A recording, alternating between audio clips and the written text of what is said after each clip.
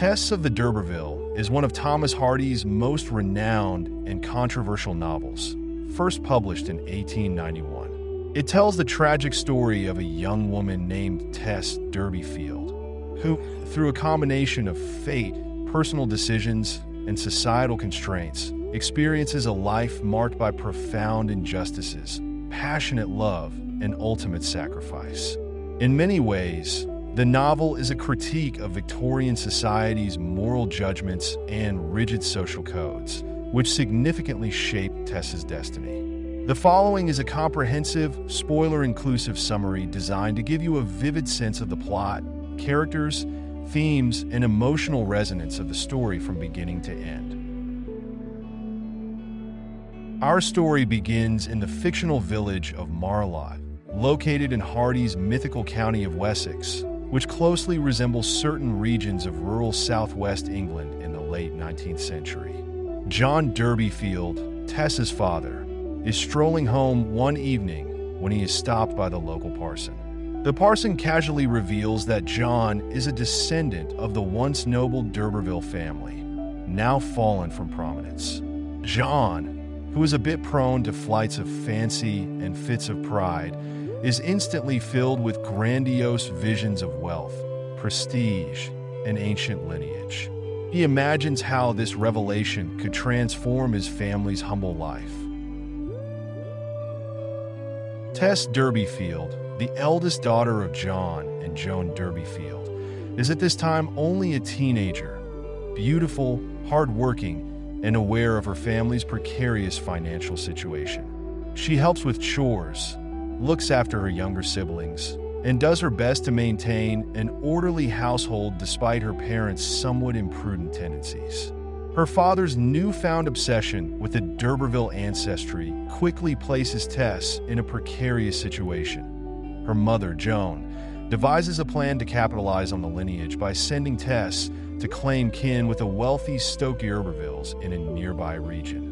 The d'Urbervilles reason that if these Stoke-d'Urbervilles are in fact relatives, they might help Tess and her family financially or otherwise. Though Tess feels uneasy about the plan, her shyness and sense of propriety making her reluctant. She is eventually persuaded to approach them, spurred by guilt over a recent family mishap involving her father's drunkenness and the accidental death of the family horse, Prince. With the horse gone, the family is even more desperate for help. Tess's arrival at the Stoke-d'Urberville estate represents her first major departure from the comfortable yet impoverished world of Marlott. The estate itself is lavishly maintained, though Tess quickly discovers that these Stoke-d'Urbervilles are not, in fact, the ancient lineage that her father imagines. Rather, they have purchased the d'Urberville name for the sake of social prestige. The estate's matriarch, Mrs. Stoke-d'Urberville, an eccentric widow with faltering eyesight and a fondness for birds, shows little genuine concern for any supposed family connection. It seems mostly a formality. It is here that Tess meets the widow's son, Alec d'Urberville, an arrogant, self-indulgent young man who takes an immediate interest in Tess's beauty and innocence. Alec promises Tess employment at the estate, where she will tend the poultry and help his mother with various domestic tasks. Although Tess is uneasy about Alec's flirtatious advances, the lure of supporting her family financially convinces her to stay.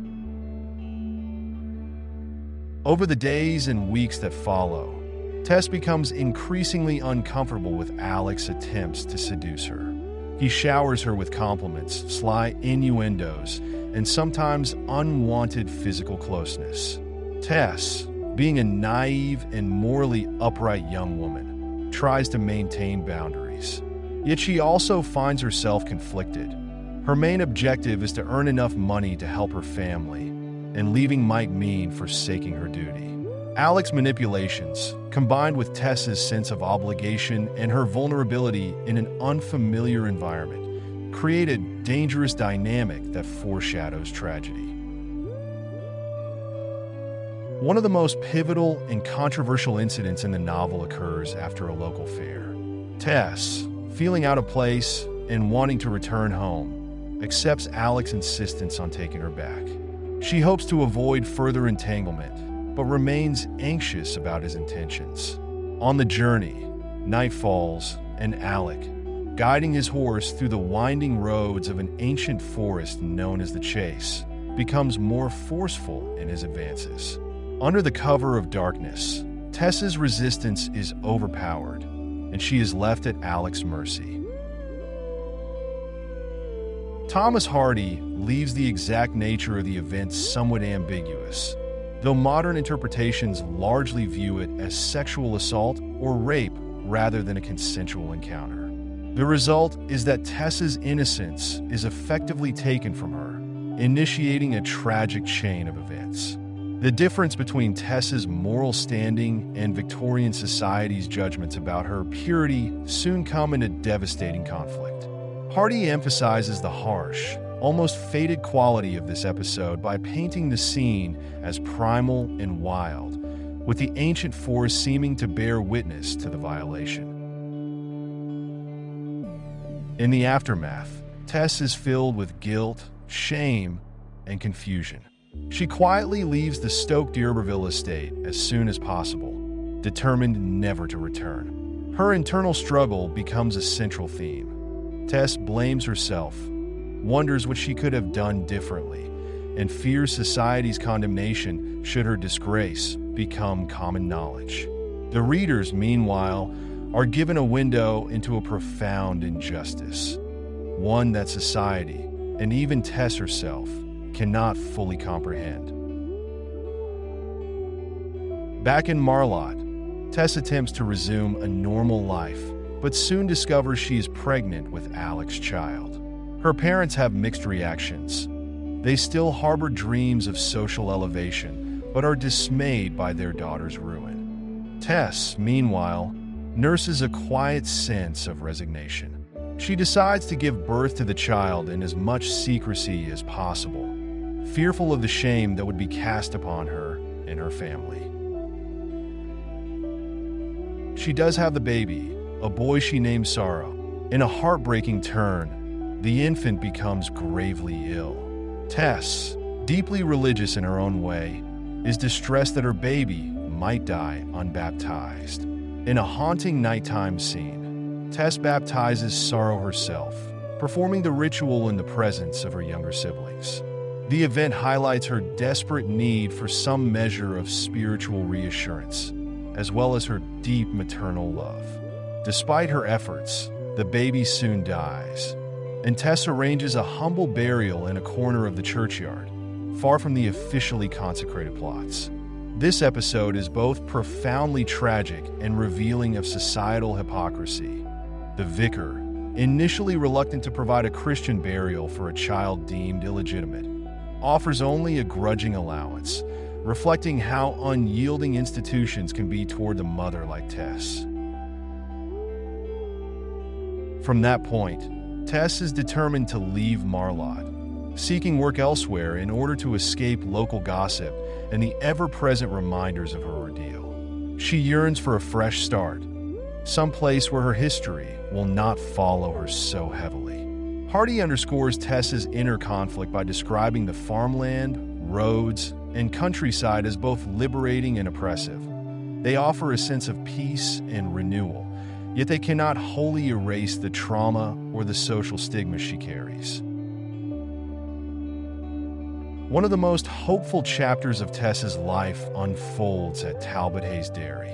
Seeking a clean slate and honest employment, Tess begins working there as a dairymaid. The pastoral setting of Talbot Hayes is almost Edenic in its lushness and beauty, a stark contrast to the darkness of the Chase.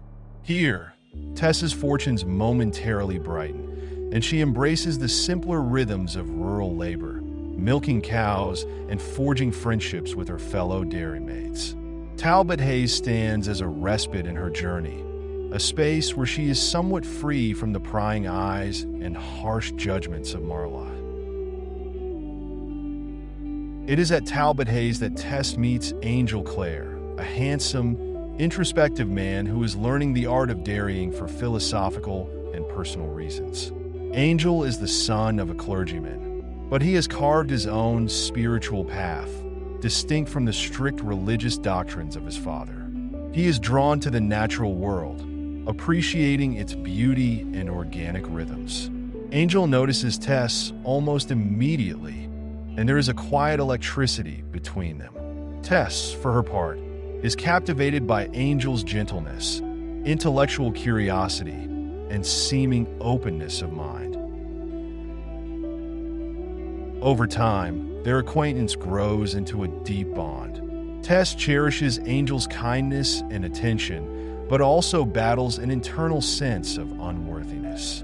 She fears that Angel, so seemingly pure of heart, would reject her if he knew of her past with Alec and the birth and death of Sorrow. Angel, meanwhile, idealizes Tess as a pure country girl, untainted by the corruptions of society.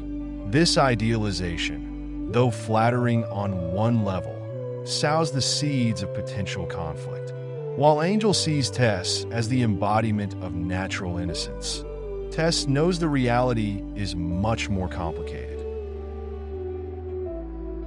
As the seasons pass at Talbot Hayes, Angel and Tess's feelings intensify, culminating in Angel proposing marriage. Tess is at once elated and deeply afraid. She truly loves Angel, but her guilt and anxiety about her past loom large. Recalling her mother's advice, Tess tries to delay, believing it might be best to confess her secret before taking vows. At the same time, she fears losing Angel's love if she reveals the truth too soon. Eventually, Angel's ardor and Tess's own hope for happiness overcome her reservations. She consents to marry him. The pair plan a simple wedding, and Tess writes multiple letters attempting to confess her history. Tragically, one of these letters, placed under Angel's door, ends up lodged beneath the carpet where he never sees it. Tess interprets his lack of reaction as acceptance, which grants her a mistaken sense of security. Only on the eve of the wedding does she make a final attempt to openly speak her truth, but circumstances prevent Angel from fully listening. Hardy skillfully ratchets up the tension here, leaving readers uneasy as Tess heads into her wedding day, carrying a burden of untold secrets. The wedding itself is brief but joyous on the surface. The newlyweds retreat to an old cottage once used by Angel's parents as a wedding gift. There, brimming with romantic optimism, Angel confesses a past indiscretion of his own, a short-lived affair in London, seeking Tess's forgiveness. Tess, relieved that he is willing to share his failings, believes this is her moment to make a similar confession. She carefully recounts her own story, her involvement with Alec, the baby's birth, and the subsequent tragedy. She fully expects Angel's compassionate understanding, akin to what she just extended to him.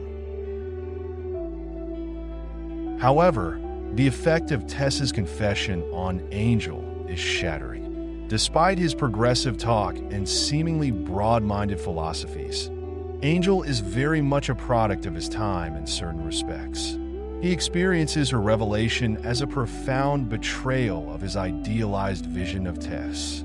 In a dramatic emotional pivot, Angel cannot reconcile the Tess he adores with the reality of her past. His love for her, tinged with moral rigidity and romantic illusions, wavers under the weight of her confession. Tess, for her part, pleads for understanding, highlighting the injustice that men like Angel can be forgiven for sexual misdeeds, while women are far more harshly judged. A tense, painful night ensues, with Angel almost sleepwalking in a daze. He even mutters delusional remarks, indicating he feels Tess is dead, and lifts her out of bed, carrying her through the garden in a trance-like state. His actions reveal the deep turmoil raging in his subconscious. When morning comes, Angel proposes a temporary separation. He rationalizes that they need time to think, and he decides to travel to Brazil to try his hand at farming, leaving Tess in England. Tess is devastated. She begs Angel to reconsider or to at least allow her to accompany him. But he remains resolute, entrusting her with some money and instructing her not to follow him. In a sequence emblematic of Victorian double standards, Angel lauds the idea of a chaste woman while failing to grasp the cruelty of rejecting Tess based on circumstances beyond her control. Tess departs, her hopes for marital bliss shattered.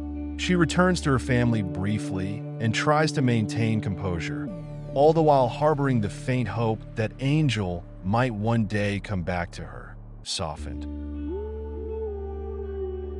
Desperate for work and eager not to be a financial burden on her impoverished family, Tess takes on grueling labor at a place called Flintcomash Farm. The environment here could not be more different from Talbot Hayes. Flintcomash is barren, muddy, and harsh, symbolic of Tess's emotional state and the realities of rural impoverishment. She endures backbreaking tasks, such as Swede hacking in the cold, slush-filled fields. The foreman is unsympathetic, and the overall atmosphere is cruel and punishing. During her time at Flintcomash, Tess briefly encounters old acquaintances, including Marion, one of her fellow dairymaids from Talbot Hayes, who similarly fell on hard times. While these small connections offer some solace, Tess continues to struggle mightily.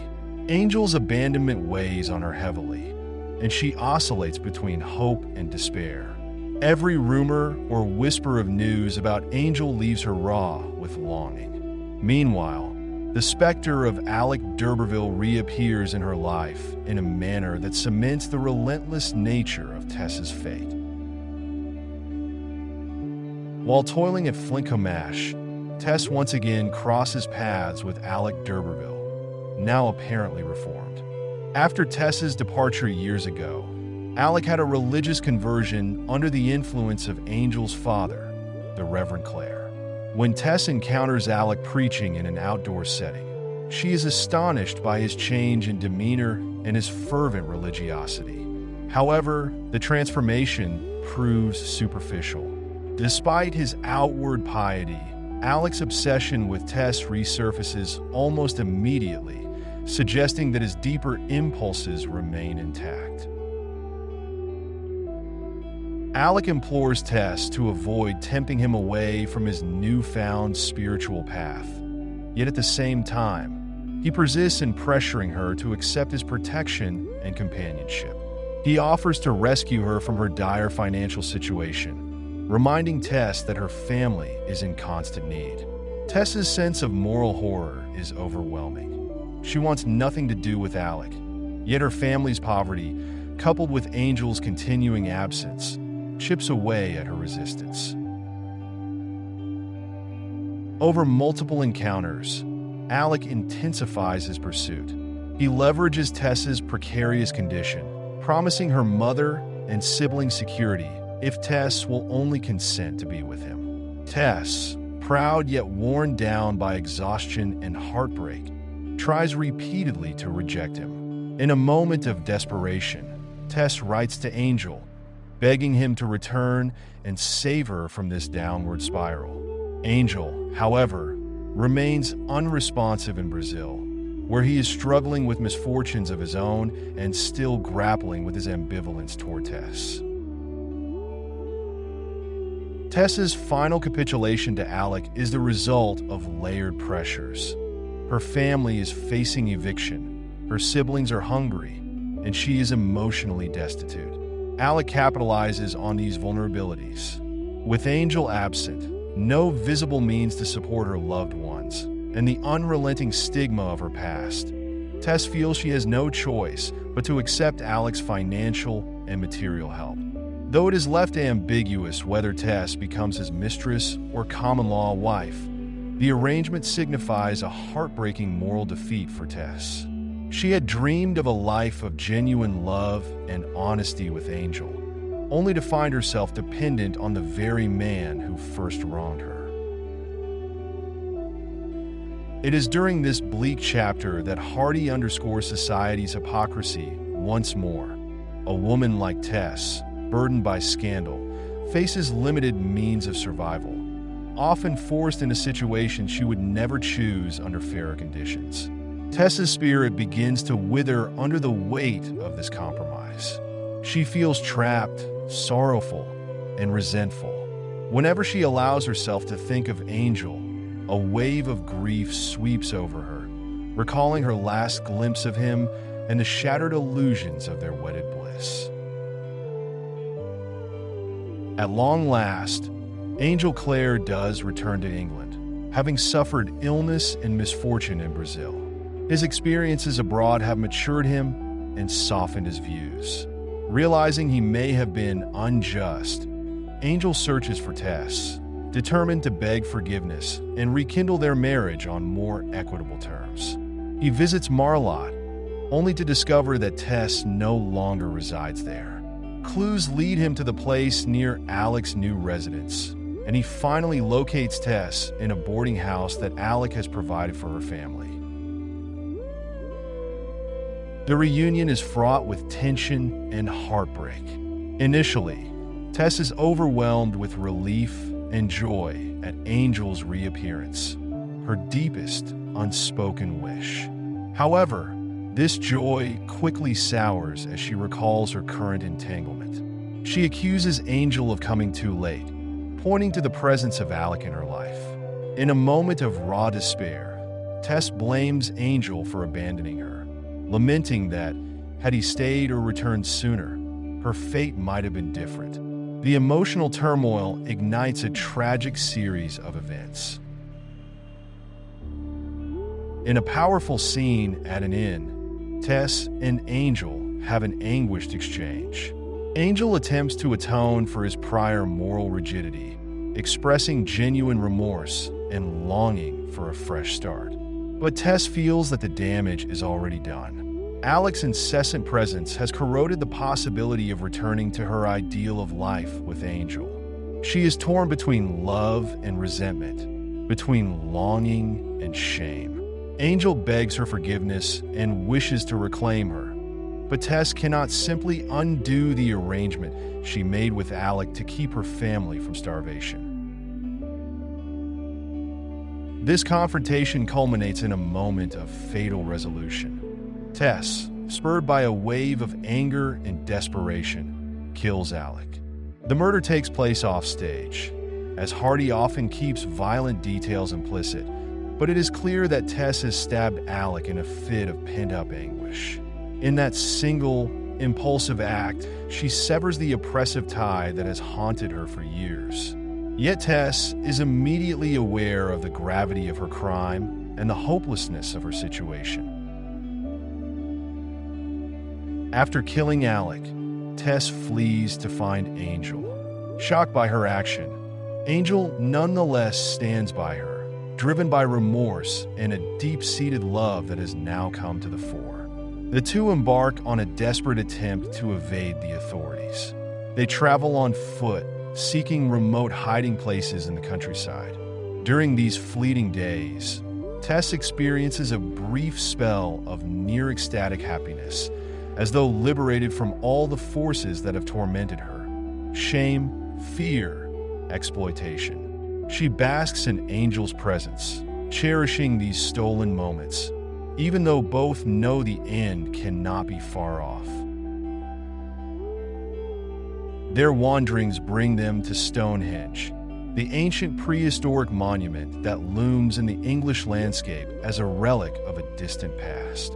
In a haunting night scene, Tess lies down to rest among the massive stones, which Hardy imbues with an air of timelessness and pagan solemnity. As dawn breaks, Tess accepts the reality that she cannot elude the law forever.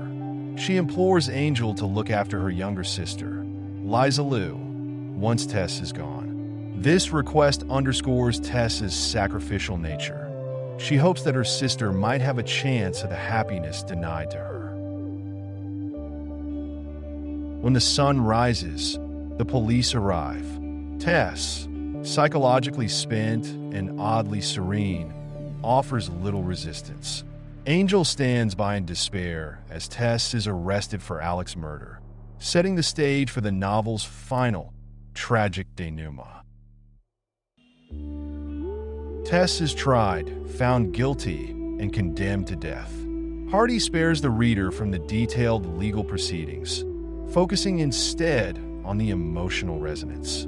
During her final days, Tess faces her fate with a calm stoicism, resigned to the harsh justice of the society that has failed to protect her from predatory forces and punishes her for a desperate act. Angel, deeply remorseful, can do nothing but await the inevitable outcome, reflecting on the role he played in Tess's downfall. In the novel's poignant last scene, Angel and Tess's younger sister, Liza Lou, are seen on a hillside near the prison. A black flag is hoisted, signaling Tess's execution has been carried out. Hardy closes the novel on this somber note, with Angel and Liza Lou walking away together, the slight hint of a future bond implied. It is Tess's final wish that they unite, symbolizing a transfer of hope from Tess to her beloved sister. The image of the black flag, waving against the sky, lingers as a testament to the tragic inexorability of Tess's fate. Tess D'Urberville. At the center of the novel is Tess, portrayed by Hardy as a figure of natural grace and innate purity. Despite Victorian society's labeling her as fallen, Hardy insists on her essential virtue, underscoring that her downfall stems from external forces: Alec's predatory behavior, Angel's moral rigidity, and the crushing weight of poverty and social stigma. Throughout the book, Tess's character deepens from a naive country girl to a woman hardened by betrayal and forced to commit an extreme act in a moment of desperation. Her plight highlights the inherent injustice of social and gender double standards. Angel Clare. Angel is Tess's shining hope, the man who seems to embody open-mindedness and love. However, his internal struggle between his liberal philosophies and ingrained Victorian moral codes leads him to desert Tess at her time of greatest need. His evolution is one of tragic self-realization. Only after facing misfortune in Brazil does he come to understand his hypocrisy and the cruelty of the double standard he applied. By the time he seeks reconciliation, circumstances have spiraled beyond repair.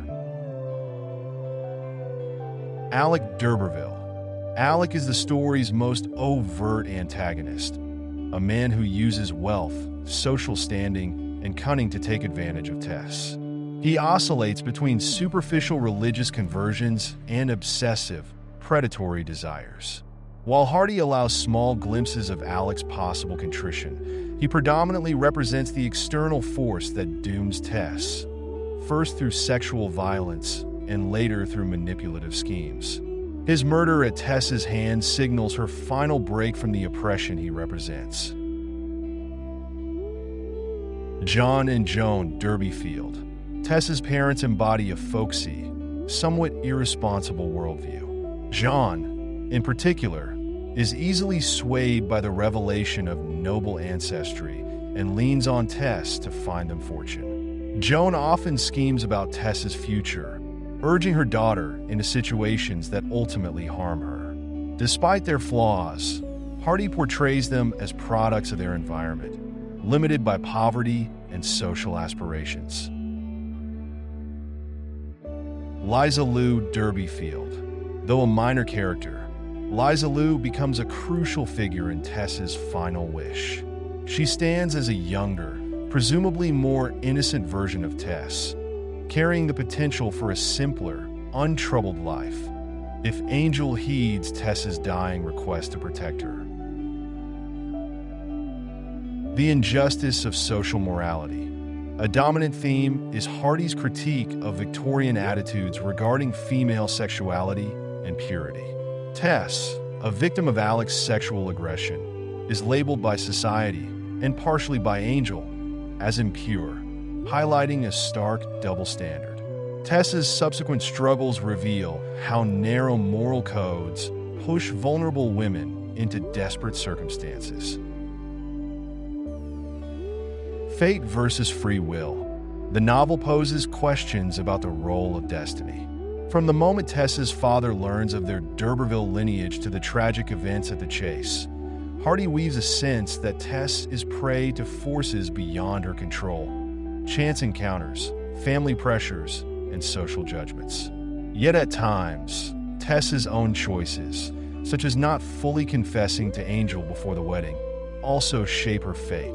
The tension between external determinism and personal agency remains a central motif. Nature and pagan elements. Hardy's depictions of the rural countryside, from the idyllic fields of Talbothays to the stark plains of Flintcomash, are not merely backdrops. They mirror Tess's emotional states and underscore the novel's naturalistic tone. The pagan undertones, symbolized in places like the Chase and Stonehenge, contrast with the rigidity of Christian dogma in Victorian England. Tess's suffering often seems intertwined with ancient forces, suggesting a cosmic dimension to her tragedy. Hypocrisy and double standards.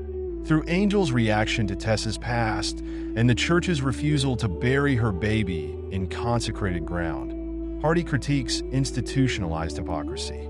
Men's sexual transgressions are largely forgiven, while women suffer severe consequences for any perceived lapse. Alec's superficial religious conversion, too, underscores the hollowness of much of society's moral posturing. Class and ancestry. The irony of the d'Urberville name, purchased by Alec's upstart family, contrasts with Tess's authentic but impoverished lineage. Hardy highlights how social mobility and respect are more about wealth and appearances than true heritage or personal merit. Tess's father, John, is preoccupied with the prestige of being a d'Urberville, an obsession that partially leads Tess into harm's way. Throughout Tess of the d'Urberville, the reader is drawn into Tess's emotional world, her hopes, anxieties, and heartbreaks. Hardy's writing style, replete with evocative descriptions of the English countryside, immerses us in a setting where the beauty of nature often contrasts sharply with the cruelty of social conventions. The novel invites a deep empathy for Tess, who strives to do right in a society that denies her fair treatment. She is celebrated for her resilience, yet it is precisely her stoic endurance that ultimately leads her to the final, desperate act of killing Alec. Hardy was writing at a time when such themes were considered scandalous. The novel's frank depiction of sexuality, especially Tess's violation and the resulting child, shocked many Victorian readers. Critics attacked Hardy for challenging the moral codes of the day, forcing him to modify certain passages in early editions.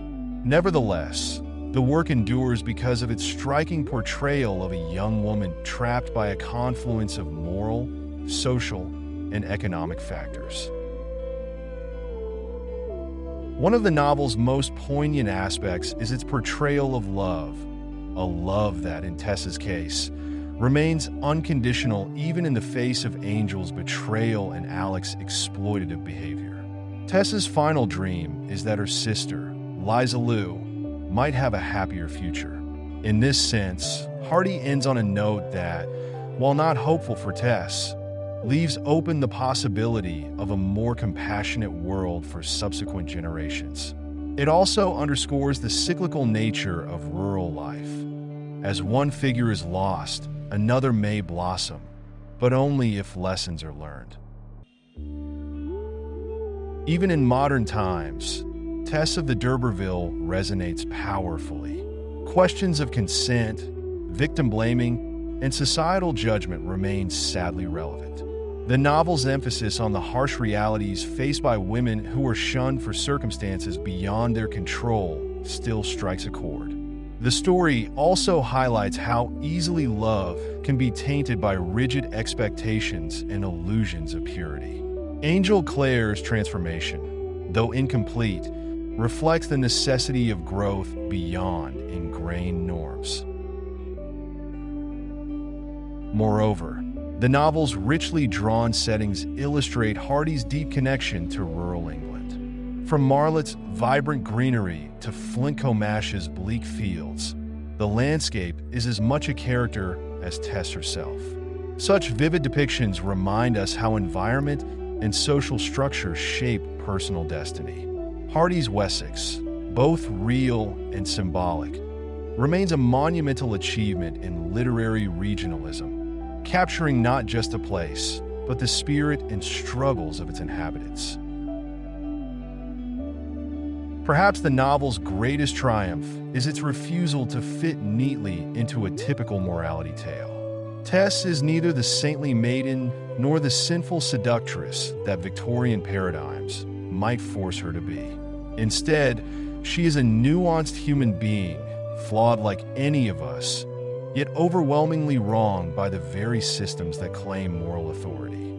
Her story is at once heartrending and enlightening. By fully revealing Tess's inner life and the extenuating circumstances of her actions, Hardy compels readers to re-evaluate prejudiced social norms and to empathize with those labeled as fallen.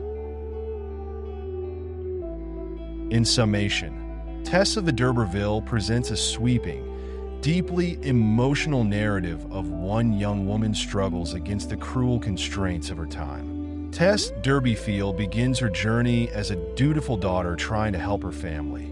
Yet a series of fateful encounters and societal pressures lead her down a path fraught with tragedy.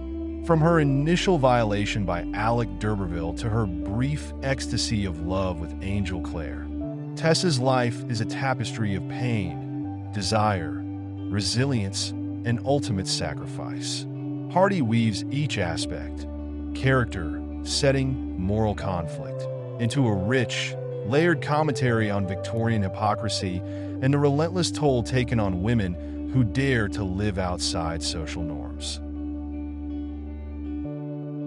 The book's climactic turning points, Tess's confession to Angel, his departure to Brazil, her desperate acceptance of Alec's support, and finally Alec's murder, lay bare the extremes of human emotion: love, jealousy, despair, and retribution. Through it all, Tess's inherent dignity remains central.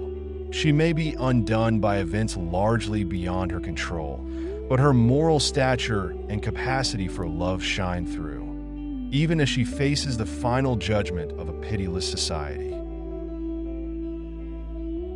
The haunting image of the black flag marking Tess's execution closes the novel on a note of stark finality.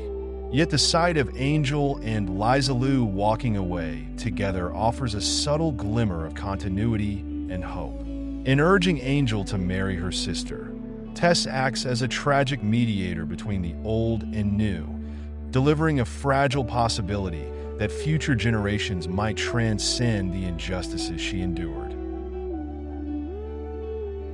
Ultimately, Tess of the d'Urberville stands as one of Thomas Hardy's crowning achievements, a testament to his skill in blending realism with lyricism, social criticism with empathetic storytelling. It remains enduringly relevant for readers who grapple with questions of justice, identity, and the moral complexities of love and duty. Tess's heartbreaking journey continues to move hearts and spark debate, reminding us that empathy and understanding are vital correctives to the destructive forces of shame and judgment. By immersing ourselves in Tess's story, we bear witness to a life shaped by fate, fueled by resilience, and concluded by a final act that both condemns and redeems her in the eyes of those who truly see her. This is the power and poignancy of Tess of the d'Urberville, an unforgettable chronicle of innocence, betrayal, and endurance that compels us to question the social mores we take for granted. Hardy's masterpiece endures not merely as a tragic romance, but also as an exposé of the cruelties ingrained in society's moral frameworks. It is a novel that rewards careful reading, inviting audiences to reflect on compassion and the very nature of justice. And while Tess's journey ends in darkness, Her emotional strength and unquenchable spirit leave a lasting illumination, reminding us that even in a harsh world, humanity and empathy can yet survive.